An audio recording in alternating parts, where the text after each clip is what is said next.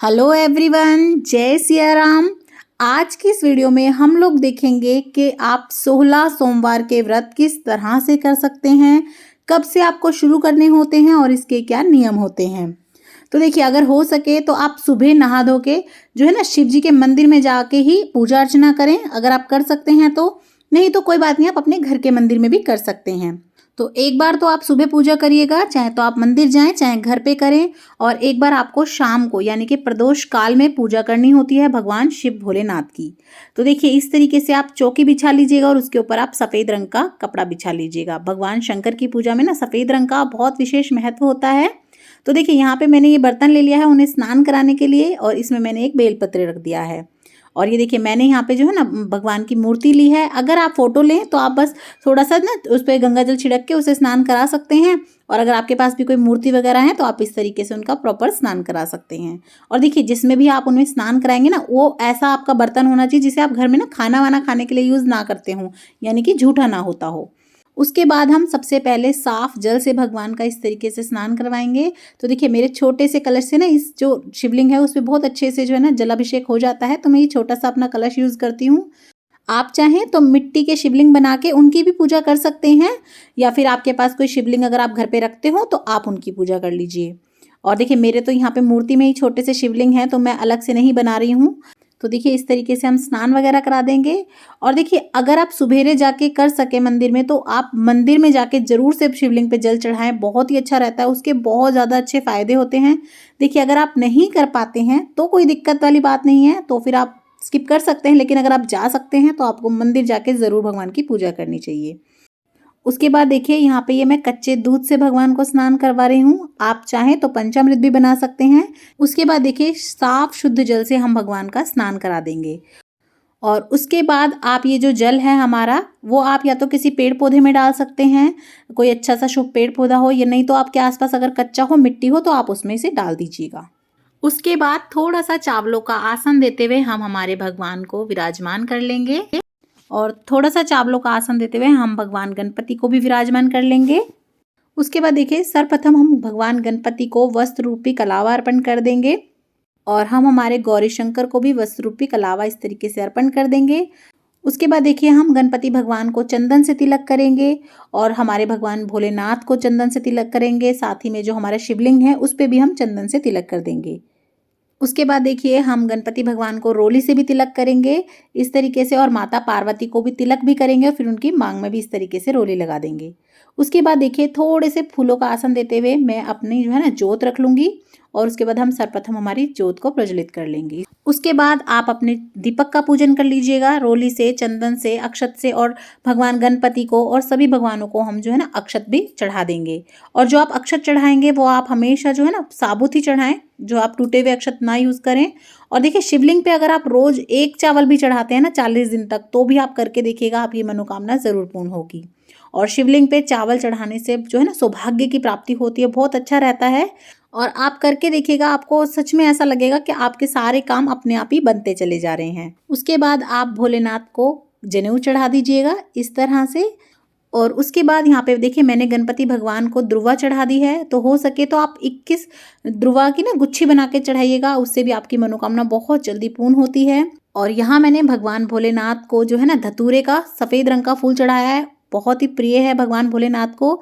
तो आप या तो धतूरे का मिले तो वो चढ़ाइए, नहीं तो कोई भी सफ़ेद रंग का फूल चढ़ा सकते हैं। और माता गौरा के लिए मैंने यहाँ पे लाल रंग का गुलाब लिया है। तो देखिए, अगर आपको मिल जाते हैं तो आप ज़रूर से सबको सबकी पसंद के फूल वगैरह चढ़ाइएगा।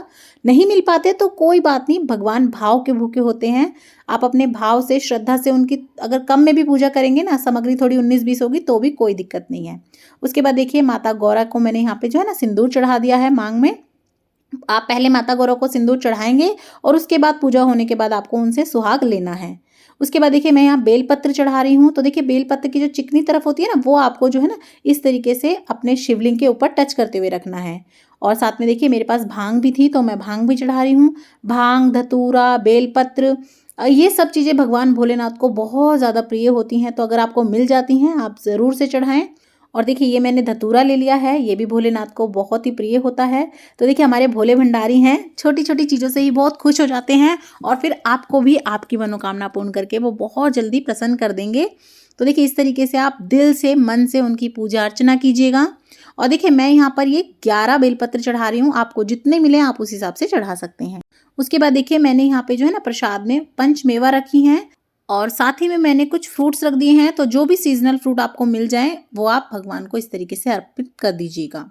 उसके बाद देखिए यहाँ मैं चूरमा ले रही हूँ, आप चाहे तो चूरमा ले सकते हैं, चाहे तो हलवा ले लें, चाहे तो कोई फल ले लें, लेकिन आप ध्यान रखिएगा आप पहली बार में जो ले रहे हैं पूरे 16 सोमवार आपको वही खाना है। और जो भी आप खा रहे होंगे वो मीठा होना चाहिए, उसमें नमक नहीं होना चाहिए, या फिर आप फीका भी खा सकते हैं। तो देखिए इस तरीके से उसके आपको 3 भाग कर लेने हैं, चाहे तो आप केले लें, चाहे तो आप चूरमा लें। एक भाग आप भगवान भोलेनाथ को अर्पण करेंगे, तो आप इसे चाहे तो मंदिर में रख के आ सकते हैं, चाहे तो किसी पंडित जी को या ब्राह्मण को खाने को दे सकते हैं। और जो बाकी के 2 हैं उन्हें आपको एक खुद खाना है, उसी से आपको अपना व्रत खोलना है। और जो एक है वो आपको घर में, परिवार में, बच्चों को, सभी को प्रसाद रूप में बांट देना है। तो आपको इसी से ही अपना जो है ना भोजन करना है, यही है। आपको जो एक बार खाएंगे आप सोच समझ के पहले दिन वही नियम लीजिएगा जो आप पूरे 16 सोमवार तक जो है ना निभा पाएं। यही आपका प्रॉपर खाना होता है, यानी कि इसके बाद आपको कुछ खाना वाना नहीं खाना। आप चाहें तो इसके साथ दूध ले सकते हो। उसके बाद देखिए हम धूप दीप दिखा के भगवान की आरती कर लेंगे। तो देखिए ये धूप मैं आपको बहुत बार दिखा चुकी हूँ, ये घर पर ही बनाई है मैंने गाय के गोबर से, बहुत अच्छी बनती है, बिल्कुल ऐसा लगता है जैसे घर में हवन हो गया हो। लिंक इसका मैं आपको डिस्क्रिप्शन बॉक्स में दे दूंगी, आप वो भी ज़रूर देखिएगा। उसके बाद हम कुछ दक्षिणा चढ़ा देंगे। तो देखिए आप अपनी यथाशक्ति अनुसार कम या ज़्यादा दक्षिणा ज़रूर चढ़ाएं, ताकि कोई अगर त्रुटि रह गई हो, कमी रह गई हो तो वो पूर्ण हो जाए। उसके बाद आप 1 लोटा जल ले लीजिएगा और आप अपने जो है ना लोटे के ऊपर जो है इस तरीके से टिक्की कर लीजिएगा। आप चाहें तो स्वास्तिक भी मान सकते हैं। और उसके बाद हम यहीं पर बैठकर भगवान भोलेनाथ की 16 सोमवार की कथा सुनेंगे। तो आप हाथ में कुछ दाने या फूल ले लीजिएगा कथा सुनने के लिए।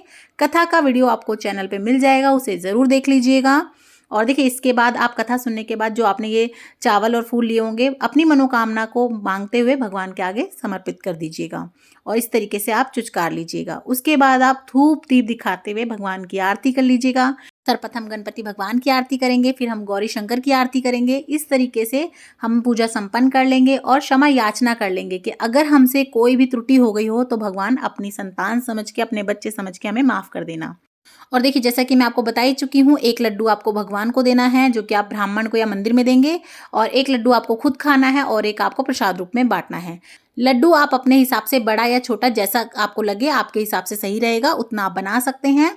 आपको बराबर बराबर 3 भाग कर लेने हैं, जो भी आप बनाएंगे, जो भी आप खाने के लिए लेंगे। फल लेंगे, मान लीजिए आपने 12 केले लिए हैं तो आप उन्हें 4-4 को 3 में डिवाइड करें। 4 केले आप खुद खाएंगे, 4 केले प्रसाद में बांटेंगे और 4 केले आप भगवान के मंदिर में चढ़ा दें या ब्राह्मण को दे दें। और जैसा कि मैंने आपको बताया है, ये पूजा आपको प्रदोष काल में यानी कि शाम को करनी होती है और उसके बाद आप जो है ना चंद्रमा को अर्घ दे दें।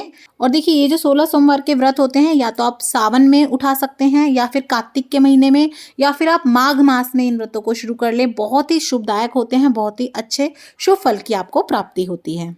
और उसके बाद हम माता पार्वती की मांग में से सिंदूर लेके अपनी मांग भर लेंगे, ताकि हमें भी अटल सुहाग की प्राप्ति हो। और इस तरीके से आप ये व्रत कर सकते हैं। ये व्रत बच्चे, बड़े, लड़का, लड़की कोई भी कर सकता है और इसे करने से आपकी मनोकामना बहुत ही जल्द पूर्ण होती है। तो इस तरीके से मैंने आपको डिटेल में बता दिया है कैसे करने हैं, कब करने हैं। फिर भी अगर आपको कोई डाउट हो या आपका कोई क्वेश्चन हो तो आप मुझसे कमेंट बॉक्स में पूछ सकते हैं। तो आपको अगर वीडियो अच्छी लगी हो तो लाइक, शेयर और सब्सक्राइब करना बिल्कुल भी ना भूलें। देखने के लिए बहुत बहुत धन्यवाद। जय सिया राम।